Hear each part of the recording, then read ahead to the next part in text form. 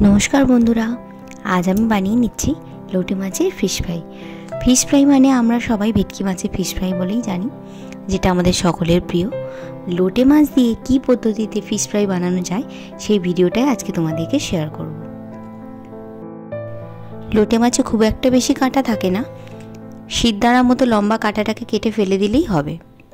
माछटाके आमरा पेटेर दिक थेके केटे प्रथमेई अर्धेक करे नेब। মাছটাকে তো অর্ধেক করে নেওয়া হয়ে গেছে। এরপর লম্বালম্বি কাঁটাটাকে বের করে নেব। এই কাজটা বটি বা ছুরির সাহায্যে না করে ভিডিওতে আমি যেভাবে দেখাচ্ছি কাঁচির সাহায্যে করবে, খুব সহজেই কাঁটাটা বেরিয়ে আসবে।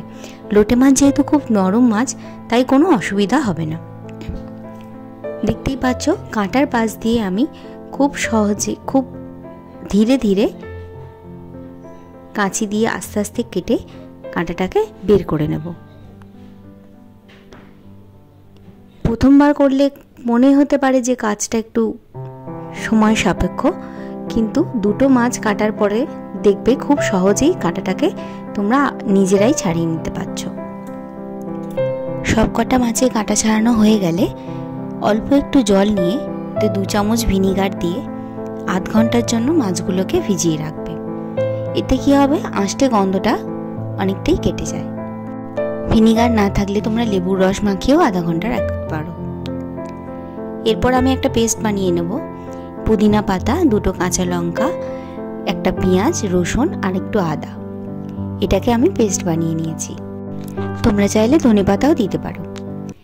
এরপর আমি মাছগুলোকে একটা শুকনো কাপড় দিয়ে খুব ভালোভাবে মুছে নেব। এরপর দিয়ে দিচ্ছি 1 চামচ নুন, একটু চিলি ফ্লেক্স,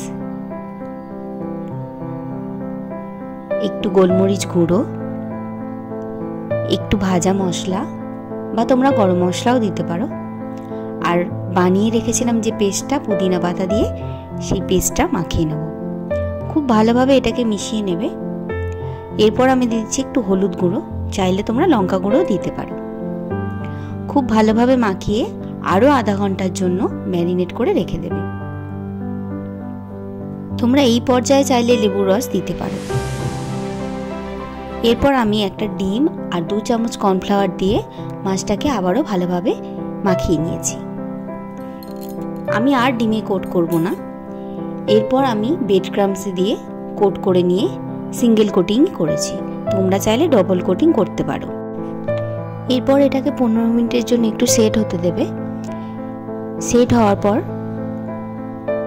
ছুরির সাহায্যে চারপাশটা এইভাবে একটা শেপ তৈরি করে নেবে। 15 মিনিট পর তোমাদের যদি মনে হয় তোমরা আরেকবার ব্রেড ক্রাম্বসে কোট করতে পারো। দেখতেই পাচ্ছ আমি তৈরি করে নিয়েছি লোটে মাছের ফিশ ফ্রাই। এরপর আমি ছুরি দিয়ে খুব ভালোভাবে শেপ করে নিয়েছি। এরপর আমি সবগুলোকে একটা একটা করে ভেজে নেব।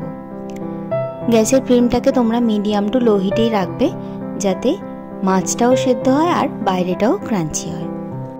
লাল লাল করে ভেজে নিলেই রেডি লোটে মাছের ফিশ ফ্রাই। বাড়িতে তোমরা অবশ্যই বানিয়ে আমাকে কমেন্ট করে জানিও কেমন লাগলো। ভিডিওটা ভালো লাগলে শেয়ার করে দিও। আর হ্যাঁ, মল্লিকাস রিফ্লেকশন চ্যানেলটাকে সাবস্ক্রাইব করতে ভুলো না কিন্তু। Thank you.